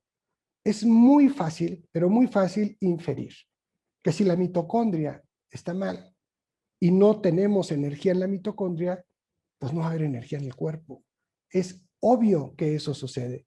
Pero además de ello, mencionas tú también toda esta tormenta de citocinas y toda esta inflamación que fue aguda, que obviamente le dio en la torre a todo el sistema inmune, y que no solamente las citocinas participan, de una manera mucho más importante participan las sustancias reactivas de oxígeno. Ambas, ambas se dan por un desequilibrio y estrés oxidativo en la mitocondria. Y sabemos que en este caso en especial, ambas se dan por una explosión respiratoria de los macrófagos celulares que andan en friega tratando de defender al cuerpo, y todo esto obviamente genera un proceso inflamatorio muy destructivo, y que entonces esto a nivel celular, a nivel de tejidos y a nivel de órganos, pues genera una espantosa reacción. ¿A qué voy con todo esto? ¿Quién regula finalmente la mitocondria y quién regula al núcleo? La mitocondria hoy sabemos que regula al núcleo y el núcleo responde a la mitocondria. ¿Y quién le dice a la mitocondria qué hacer? Hoy ya está muy claro, y lo hablaste, que es la microbiota. Si tenemos nosotros 5 a 10 veces más bacterias en el cuerpo que células, por algo será. Si hoy sabemos que nuestra naturaleza es totalmente bacteriana, de acuerdo a la teoría endosimbiótica, hace 4.500 millones de años, pues entonces algo pasa con las bacterias. Pero aquí viene la otra lógica. Nosotros, el sistema inmune, ¿por quién está controlado? Por el sistema digestivo, especialmente por los intestinos. Esto es la base de todo. ¿En dónde se encuentra principalmente la microbiota? En el sistema digestivo también, pero está en todos lados. ¿Y qué es lo que sucede entonces cuando nosotros, el virus entra? Pues es obvio que genera una disbiosis. Claro. Casi nadie tenemos eubiosis, la verdad, porque aquí además nos alimentamos pésimamente, me refiero a México. Sí. Ahorita les voy a dar la consecuencia de esto que es bien interesante. Y entonces, al generarse una disbiosis que es sistémica, y al generarse un daño en donde los metabolitos bacterianos, que son los que se comunican con la mitocondria o los neuromoduladores microbióticos, están dados al traste, pues entonces esto genera todo un círculo vicioso terrible, en donde hay una discomunicación totalmente funcional o disfuncional, y que esto al final, dentro de la enfermedad y posteriormente a la enfermedad, pues es bien difícil que el organismo se recupere con todo esto. Y entonces, en todos estos factores multifactoriales que has comentado, sí es bien importante considerar que la microbiota y el microbioma juegan un papel fundamental. Yo tengo 5 años estudiando estos temas en Japón. Ahorita les voy a poner un par de publicaciones nada más, que son muy interesantes. Y me han abierto un panorama, doctora, que yo te invito a ti y a todos los que están aquí a meterle fuerza a este asunto. Te vas a enamorar de este asunto, vas a decir, esto es una locura. Y además vas a decir, esto no nos lo enseñan. No, por supuesto que no, porque aquí entran muchos otros factores dentro de la medicina occidental y que hay intereses que a veces son hasta perversos, y que aquí viene el punto más importante. Miren, en México, según las autoridades, que dices, bueno, qué barbaridad, dicen que por COVID se infectaron 7 millones de personas. Esas son sus cifras de la Secretaría de Salud, que ahí llevan también la penitencia, ¿no? voy a hacer un paréntesis, un amigo mío que se encargaba de hacer la encuesta nacional de salud, hace unos años cuando se presentó me dijo, oye, precisamente, ¿cómo ves? Le digo, oye, 7 millones de diabéticos. Le dije, por favor, Gus, no me digas eso. Y me dijo, ¿y qué quieres que reporte? Le digo, pues la verdad, le dije, son como el 14% de la población diagnosticados, más échale el doble no diagnosticados. Dice, no, yo no puedo decir eso. O sea, no nos lo permite el gobierno. Y no otro gobierno. Y dice, 7 millones. Y le digo, Gus, es que no es cierto. Me dice, a ver, cuéntale, ¿no? Y dije, bueno, bueno, son como los anuncios que saca ahorita el Sí. presidente, que yo no entiendo. Ahorramos 500,000 millones de pesos porque ya no hay corrupción en este país, ¿no? Y yo digo, oiga, ¿y cómo lo contabilizaron? Pues cuéntale, mi Mario, ¿no? Así igualito, así estamos en eso. Entonces, regreso al punto, fíjense, dicen 7 millones de personas con coronavirus en México, yo con COVID. Y luego tenemos 500,000 muertos. Bueno, cuando nos vamos a Japón, ellos tienen la misma población que nosotros, 130 millones de habitantes. Ellos dicen, en Japón hubieron 18.5 pacientes con COVID. Y entonces ya dices, ya te la creo, ¿no? Sí. Pero, solamente 40,000 muertes. Ah, caray. Pues, ¿qué hicieron? ¿Por qué se murieron tan pocos? Con Delta, Claro. obviamente, ¿no? Y dices, bueno, pues porque ellos son los maestros de mantener una eubiosis y una microbiota sana por todo lo que comen. Ellos crearon a los probióticos y cuando tú los ves son unas balas para ello. Entonces, con todo esto a donde quiero llegar, es que sí hay que empezarle a dar mucho más peso, tanto en el COVID como en el post-COVID, a la microbiota. Aquí Rafita les va a poner ahorita nada más un par de publicaciones, doctora, que Sí. seguro te van a encantar. Una de ellas es del doctor Marvin Edeas, que él está en el Instituto Pasteur en Francia y que he tenido el honor de trabajar con los dos hermanos Edeas, el que está en Japón y el que está en Francia. Esta publicación fue de la Organización Mundial de la Salud, de los que ellos eligen para publicar, Sí. es del 2020, fueron de las primeras, y tiene que ver con la microbiota y la mitocondria en COVID. Ok. Y la otra que estoy poniendo, esa es de Nature, del 2022, en donde ya habla directamente también de lo que es el impacto de la microbiota, tanto en el COVID como en el post-COVID. Entonces, esto hay que considerarlo. Cierro el punto. Oye, Mario, entonces, ¿habrá que darles probióticos a los pacientes? ¿Qué crees, doctora? Que seguramente tú ya lo has hecho y dices, Mario, es que no funcionan los probióticos para un paciente con post-COVID. No se le quita el cansancio, no se le quita la ansiedad, no se le quita la depresión, no se le quitan los trastornos gastrointestinales. No, claro que no se les van a quitar. Dices, bueno, pero ¿por qué? Si finalmente actúa a nivel de la microbiota, sí y no. Actualmente los probióticos lo que hacen es estar solo unas horas en el intestino y solamente resolver algunos problemas locales y poquitito a nivel de reforzamiento del sistema inmune, porque por su propia naturaleza y su tecnología para hacerlos o para producirlos, solamente están unas cuantas horas. Entonces sí, te sirve para un poquito restaurar la microbiota, que antes le llamaban la flora bacteriana, y un poquito para reforzar el sistema inmune, pero no mucho más que eso. No mucho más que eso. Ahí ese es un problema que hoy existe.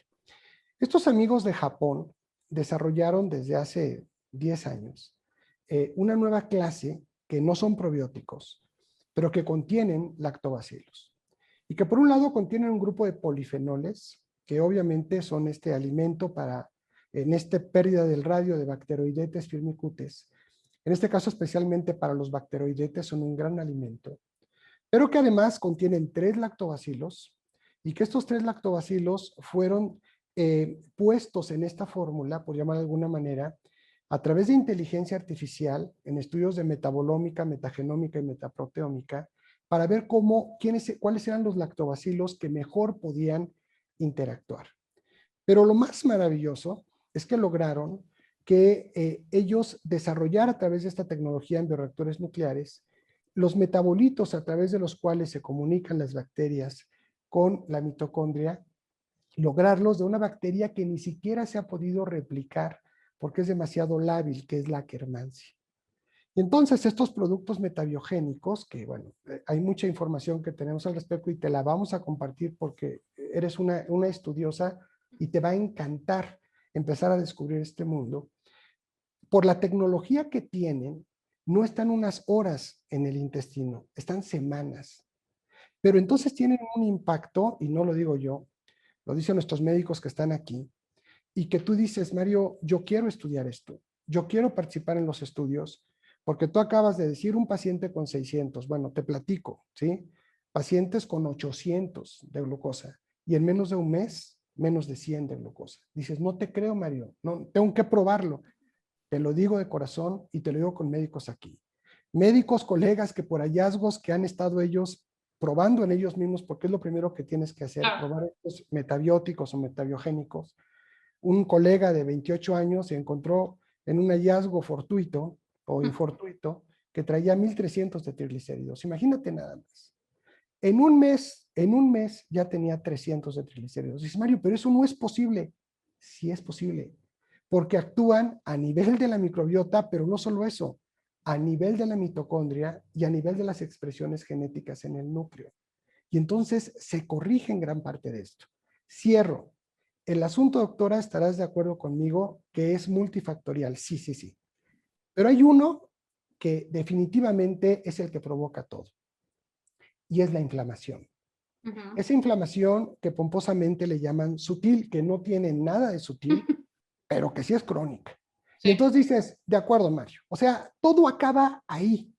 Esto queda hecho un desastre en los procesos inflamatorios y todo lo que dijiste, empiezan a haber reacciones autoinmunes, empiezan a seguirse liberando un montón de citocinas y de sustancias reactivas de oxígeno, se descompone el funcionamiento de las células, esto genera que haya también una disbiosis, al haber una disbiosis esto potencializa lo otro, y entonces, bueno, eso, más sumados todos los demás factores inherentes a cada persona. Si yo ya traía tocado mi sistema digestivo, me va a ir peor. Si ya traía tocado mi claro, sistema respiratorio, me va a ir peor.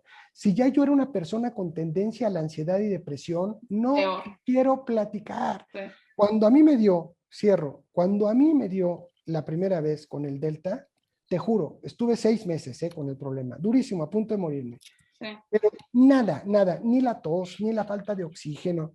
No, doctora, la ansiedad. Te juro que piensas en suicidar. Dices, y te lo han dicho los pacientes. No, no, sí, no, no, no, no, doctora, no, no. Y hoy sigo con ese problema. Tengo que estar tomando ansiolíticos, tengo que estar tomando antidepresivos. sí. Es una locura, doctora. O sea, es espantoso de verdad.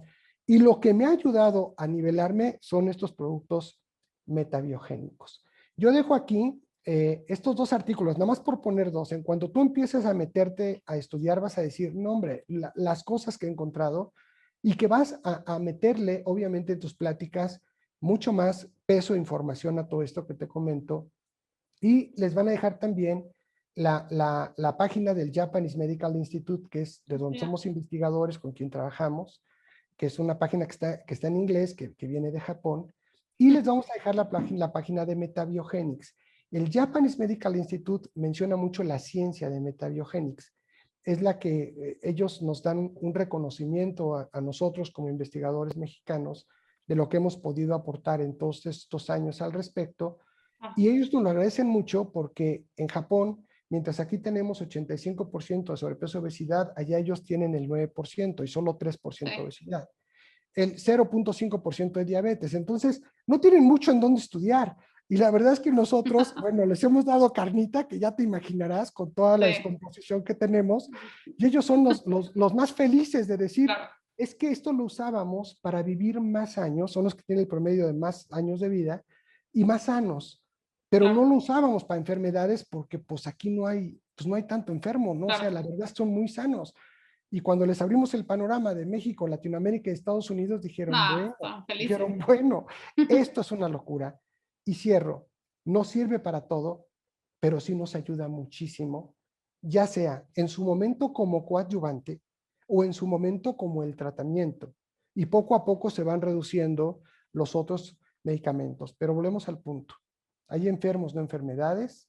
Cada uno de nosotros tiene su propia identidad y sus propios problemas, y lo que menos podemos hacer es hacer un cartabón y entonces Claro, decir esto sirve para todo o esto no sirve para nada.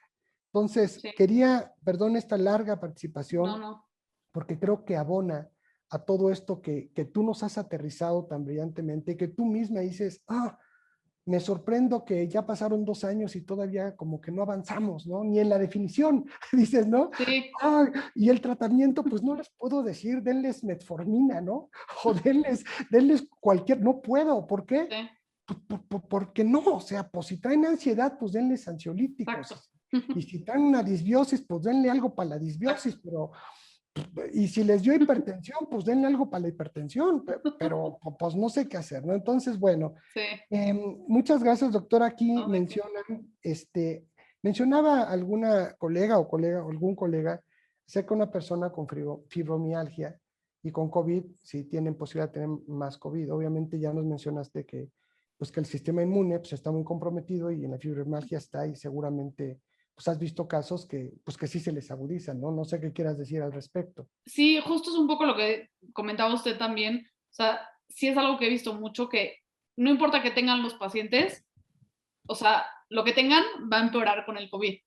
O sea, si tenían de vez en cuando una migraña, ¿no? Hay pacientes que tenían Claro, migrañas ocasionales una vez al mes, una vez cada 4 meses. O sea, y después del COVID viven 2, 3 días con migraña muy intensa. Obviamente, si tiene fibromialgia, pues tiene riesgo, o sea, de tener muchos más dolores musculares y articulares pues, durante el COVID, pero también que eso quede como una secuela, ¿no? Como un pues, long COVID con una fibromialgia mucho más de difícil control.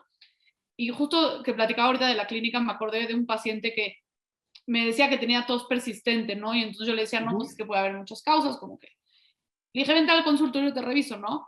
Llego al consultorio y empieza, y yo, ¿vives así? Sí, todo el tiempo. Oye, ¿no sientes como acidez? Bueno, sí, a veces como que siento, yo, perfecto, o sea, tu tos es de reflujo, o sea, claro, no claro. importa que te dé muchos medicamentos para la tos por el pulmón, ¿no? Y si chance te puedo dar nebulizadores y antitusígenos, pues tú, o sea, ¿no? Y entonces como que lo que manda es, o sea, esta parte de la clínica y la experiencia y el, pues, acercarte a tu paciente y entender un poco qué es lo que está pasando.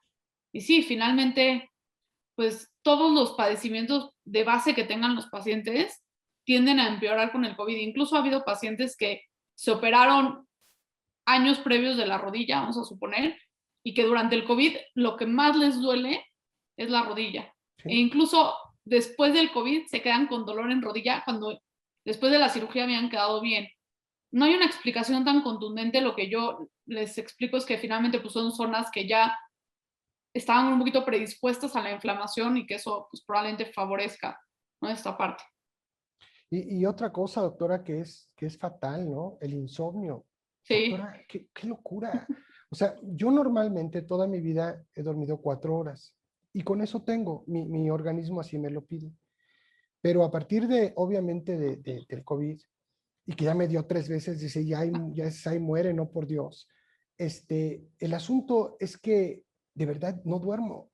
Y entonces la astenia que normalmente te deja el long COVID, no, pues se pone como de locura. Y entonces tienes que estar como todo el tiempo haciendo algo, porque si no te quedas dormido, literal te quedas dormido, ¿no? uh-huh. Y por otro lado no duermes, no, pues Exacto, hace una cosa y una calidad de vida que es espantosa. Yo sí sí, siento que este tema es un tema muy delicado, es un tema que yo no sé qué tanto en la vida hospitalaria o en la vida dentro de las universidades se está tratando, pero tanto descartar COVID como a un diagnóstico presuncional, a menos de que sí exista, y luego el diagnóstico de long COVID, y lo que acabas de decir, cuestiones muy prácticas, que si el olfato, pues mira esto, que si el otro, pues poco a poquito camina, y más los medicamentos que desafortunadamente haya que dar, porque digo desafortunado, pues porque tiene que utilizarlos con mesura y con claro, inteligencia, ¿no? Entonces, lo que has de decir, no recomiendo que no usen esteroides, pero sí úsenlos con mesura, ¿no? Porque claro, a veces sale más caro el asunto. sí. No sé, aquí nos dice otra pregunta, dice el doctor Mauricio Villa. Dice, buenas noches, la misma probabilidad del síntoma, del diagnóstico post-COVID o síntoma post-COVID, síndrome post-COVID, aplica para una paciente que presentó COVID asintomático, joven y con vida sana.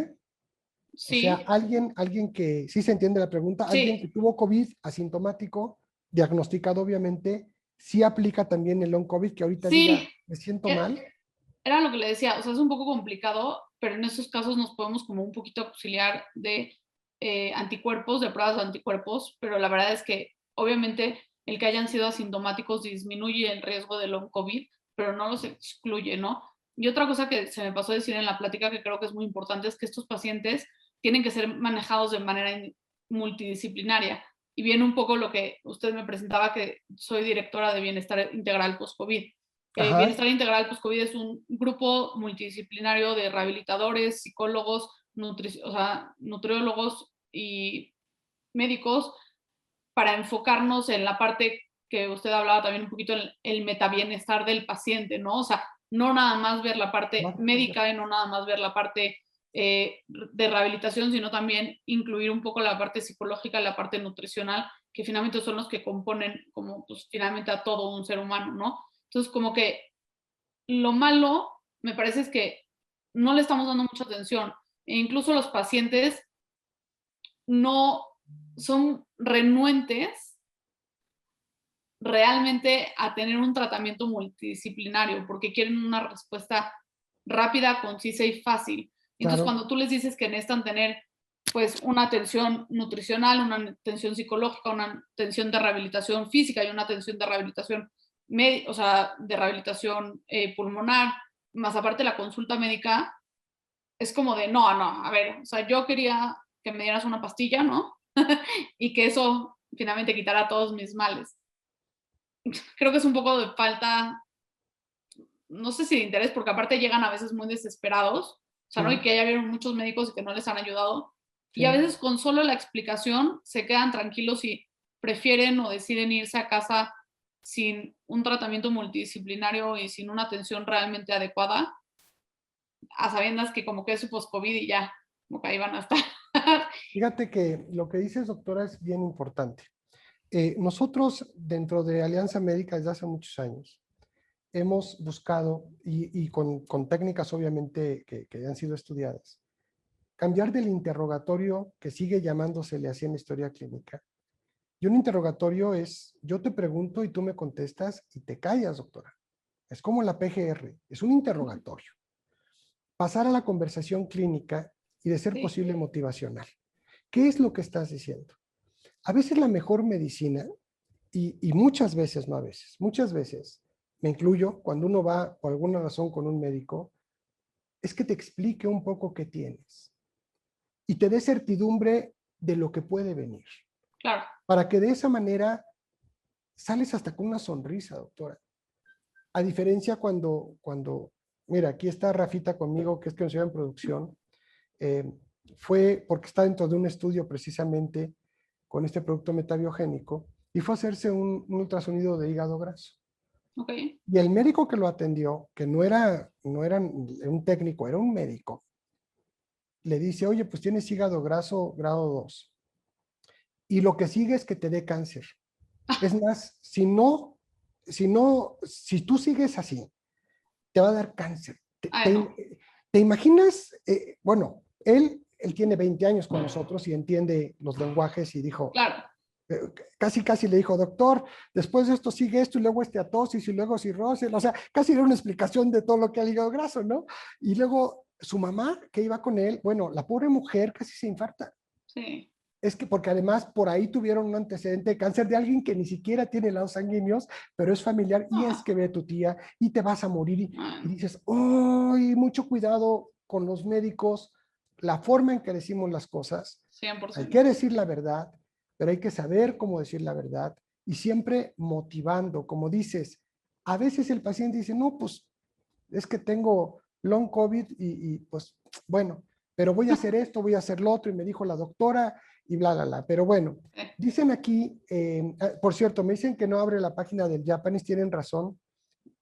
Acabamos de tener una reunión con nuestros hermanos japoneses y están actualizando la página, una Ah, disculpa. Cuando ya esté lista les vamos a avisar porque le estamos enviando información de actualización de nosotros hacia ellos. Bueno, pero nos preguntan algunos colegas que si un paciente después de COVID puede desarrollar artritis reumatoide o puede desarrollar diabetes.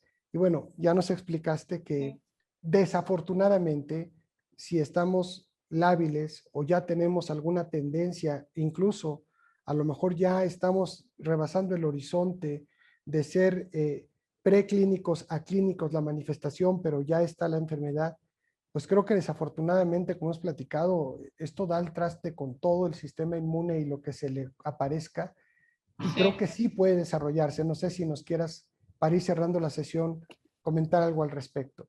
Sí, pues finalmente se ha visto que o sea, un grupo grande de pacientes, obviamente sobre todo mujeres jóvenes, que son pues, el grupo donde finalmente se presentan las enfermedades autoinmunes más frecuentemente, pues han desencadenado o desarrollado alguna enfermedad autoinmune pues posterior al COVID, ¿no? Y finalmente es esto de pues una exacerbación en la respuesta inmune muy importante, ¿no? Y eso hace que pues, nuestros anticuerpos se despierten, ¿no? Y pues destruyan lamentablemente todo a su paso, ¿no?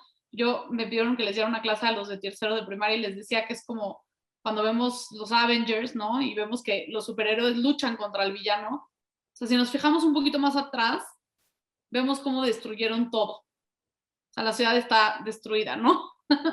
Y pues finalmente, ni modo, era algo que tenían que hacer, pero pues finalmente destruyeron la ciudad, ¿no? Es un poco lo que pasa con nuestro cuerpo cuando tenemos COVID severo o cuando tenemos este síndrome post-COVID. Pues sí, nuestros anticuerpos tenían que matar al COVID, pero pues también chance a su paso mataron cosas que no tenían que matar, ¿no? Que destruir. Sí, no, y mira, esto tiene una explicación que acabas de decir súper científica.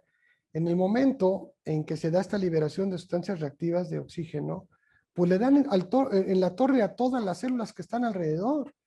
Y si además, normalmente en los fenómenos de apoptosis tenemos células senescientes que ya están en un periodo preapoptósico, bueno, pues entonces acaban por hacer un desastre y todo eso, como bien dices, pues nosotros mismos generamos destrucción y esa misma destrucción genera más destrucción y el organismo va a tardar en recuperarse. ¿Cuánto? No sabemos, tú lo sabes. O sea, tomamos como base el SARS-CoV-1 y el SARS-2, pues no sabemos cuánto tiempo. O sea, Sí. lo único que sabemos es que después de 12 semanas, pues si ya perduró tanto, pues probablemente tengas long COVID. Y yo diría que muchos lo tenemos, porque vuelvo a repetir, pues no todos estamos tan sanitos como podemos pensar. Y esto pues es desafortunadamente, y lo que acabas de irte al ámbito social, al ámbito que algunos soñadores dijimos, bueno, finalmente tal vez los seres humanos despertemos, que realmente somos un polvo dentro del cosmos, cualquier cosita, que hay que cuidar este maravilloso planeta y que hay que ser, por supuesto, mucho más conscientes de todo lo que nos rodea y de todos los que nos rodean, que a veces somos indolentes, pero desafortunadamente, doctora, pues creo que ya se nos olvidó y tuvimos una memoria de muy corto plazo. Ya no sé si por el COVID o por otra cosa, pero se nos olvidó Sí. y al menos los que estamos aquí sí debemos de ser muy conscientes, muy humanos con los pacientes que se acercan, tratar de entenderlos, de explicarles qué está sucediendo y aquellos que nos toca poder participar dentro del proceso de enseñanza y de aprendizaje, porque hoy estuvimos como alumnos tuyos y a veces pues nos toca estar del A otro todos. lado, siempre mantener esa humildad, ese cariño y ese gusto y esa maravillosa empatía que tienes cuando hablas porque entregas luz y de verdad uno te ve y reflejas esa luz. Y entonces a uno le da muchísimo gusto, no se siente uno así como, ay, no, tanto conocimiento, al contrario, le despiertas a uno las ganas de poder estudiar más y de decir, lo digo con todo amor y respeto, yo quiero ser como la doctora. Entonces, doctora, te mandamos un fuerte abrazo. Vamos a seguir, por supuesto, participando de tus enseñanzas. Te vamos a invitar a participar en algunos estudios de investigación para que también puedas empezar a tener esa sensibilidad con otras áreas de la medicina muy interesantes. Y bueno, te vamos a invitar también, estamos ahorita en las finales del Premio Nacional al Mérito Estudiantil, Mérito Médico Estudiantil, es ya la tercera edición, participaron más de 100 universidades. Pues por cierto, tú eres egresada de la Anáhuac. Sí. En la segunda edición, uno de los ganadores fue precisamente un estudiante de la Anáhuac, ¿no? Es una universidad, yo le tengo mucho cariño, ahí estudió una de mis hijas, estudió pedagogía, pero su plan de estudios me parece de los mejores. Y después de que cuando yo estudié medicina hace 35 años, la náhuac pues ni pintaba, y después uno los veía así como que hay los niñitos fresas que no saben nada, y les costó un montón de trabajo que los aceptaran en los hospitales general, la raza. Yo me acuerdo de todo eso, ¿no? Y hoy que veo cómo han avanzado, cómo el maestro, el doctor Barrientos, que es un queridísimo, queridísimo, entrañable amigo, hizo un gran trabajo en la náhuac, pues mira, aquí están los resultados. Te vamos a invitar también a las finales para que puedas sentirte muy orgullosa de escuchar a los jóvenes e inyectarles toda esta sabiduría y energía que tienes, y ellos aspiren a ser como tú también. Gracias. Así es que Dios te bendiga, doctora. Muchísimas gracias. Gracias, colegas, a todos. Nos vemos el próximo martes. Recuerden que vamos a hablar del impacto de los productos metabiogénicos en el síndrome metabólico, y tenemos por ahí la presentación ya del estudio abierto que hicimos. Ya se los vamos a presentar los resultados también. Y bueno, los invitamos entonces a seguir adelante. ¿Me vas a decir algo? ¿Sí? El reconocimiento. Doctora, mira, perdón, te están aquí entregando el reconocimiento. Muchísimas gracias. Y bueno, pues bendiciones para todos, que tengan una buena noche y lo que resta de la semana. Doctora, nuevamente un honor y un gusto. Muchas gracias por la Te invitación. comento que estás en el ABC de allá de Santa Fe. Sí. El doctor Enrique de Fondrieu, ¿sí lo ubicas, al neurocirujano? Sí. Él es entrañable amigo, hermano, y él es miembro del Consejo de Honor de Alianza Médica. Qué padre. Sí, también tengo varios conocidos ahí que quiero muchísimo, pero él es un hermano de hace 20 años, un gran investigador también, y bueno, seguramente cuando vaya para allá a visitarlo, te echaré un gritito y echaremos una buena platicada también. Perfecto, doctor. Muchas gracias por la invitación. Bendiciones a todos. Gracias. Bye, buenas noches. Felicidades. Gracias.